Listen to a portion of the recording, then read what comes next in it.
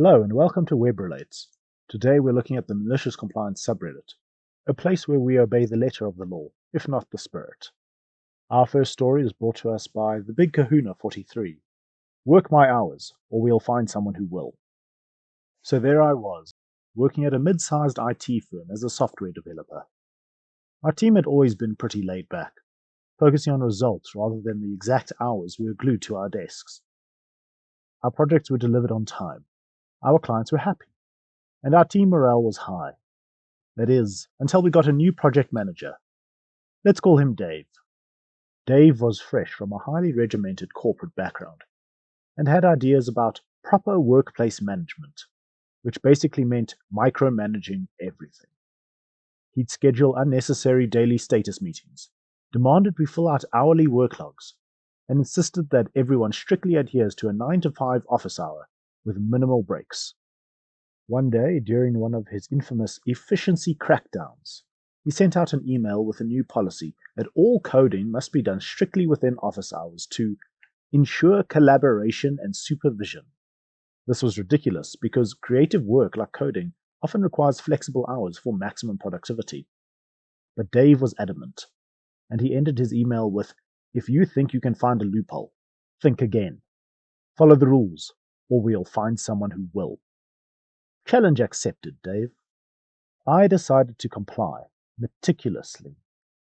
I coded strictly between 9 a.m. and 5 p.m., not a minute earlier, not a second later. If I encountered a bug or was in the middle of a complex piece of code, too bad. 5 p.m. means the end, no matter what. My teammates, fed up with being treated like schoolchildren, followed my lead. The results were predictable. Projects that usually took a couple of weeks started dragging on. Tasks that we could have completed in days with a bit of overtime took much longer because we couldn't capitalize on the bursts of late afternoon productivity we were used to. Our workflow was severely disrupted, and the quality of our work started to deteriorate. Dave noticed, of course. He had to answer to upper management for the sudden drop in productivity and lack of commitment, which he knew was a result of our dissatisfaction with his new policy. When upper management called for an impromptu Zoom meeting with the entire team at 4:30 p.m. to address the ongoing project delays. The entire team logged in to explain our situation.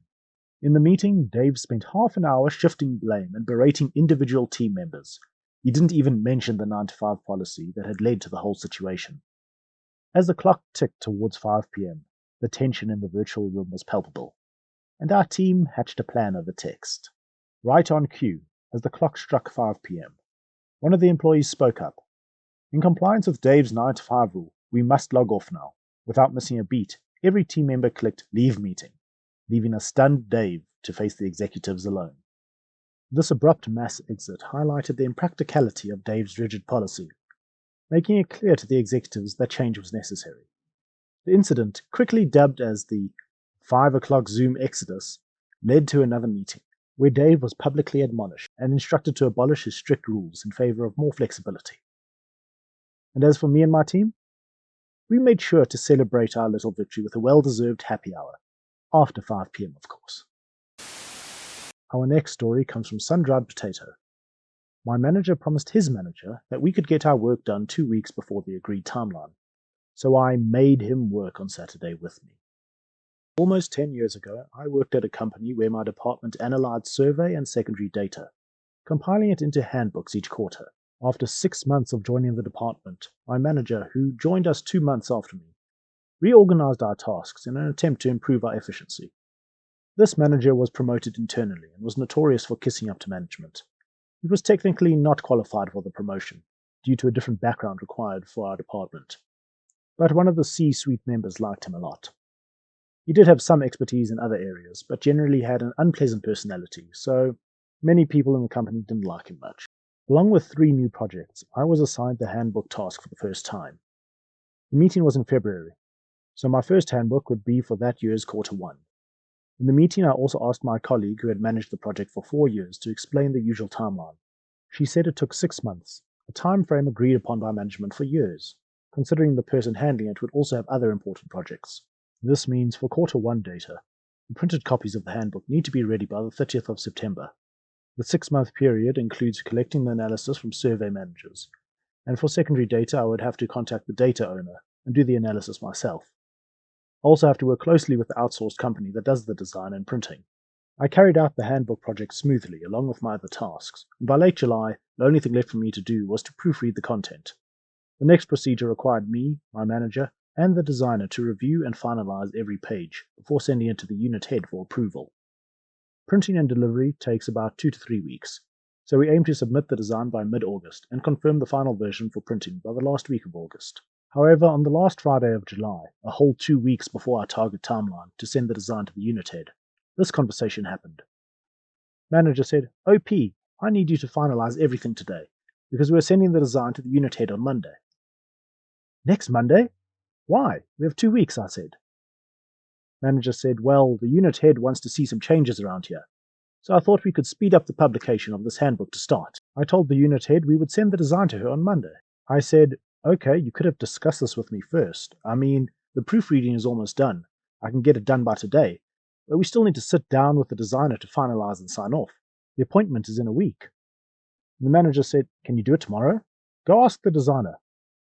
Now, it was not normal in our company to come to the office and work on weekends. And of course, I already had a plan for that weekend, so this was really annoying to me. At least I knew that the designer would have no issue moving it to the next day, because he's very cooperative. I said, I can try, but tomorrow's Saturday. I'm not sure if he can make it. And are you sure we want to rush this? Because even if we meet the designer tomorrow, the hard copy will be delivered just 2 weeks earlier than the normal deadline. Is it that significant? Manager replied, yes, just go ask the designer now. So I called the designer, and as expected, he had no problem meeting on Saturday. So I said, Mr. Manager, the designer is okay to meet tomorrow. Is 10 a.m. okay with you? Huh? Puzzled look. You also need to be there for the sign-off. I do? Asks the manager. Yes, I said, you literally need to sign off on the final version to send it to the unit head. It's the normal procedure. To be honest, he didn't need to be there aside from the following procedure. He had already seen the design a few times and likely wouldn't have contributed much to the meeting.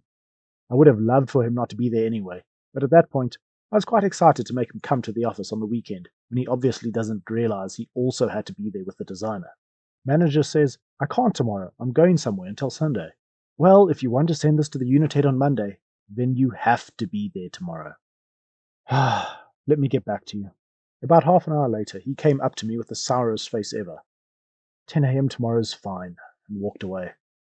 I'm guessing he must have pissed off someone when he had to change or cancel his weekend plans. So the next day, he comes in 1 hour late, not smiling at all, and was rude to both the designer and me. He was really unhappy to be in the office that day, but we got it done by 1 p.m. The following week, the story of how I made my manager come to work on Saturday was told around the company.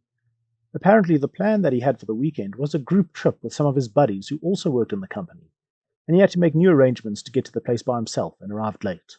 A lot of people thought it was really funny, including the unit head and some of his buddies, and laughed at the image of him walking into the office on Saturday for some trivial yet necessary work.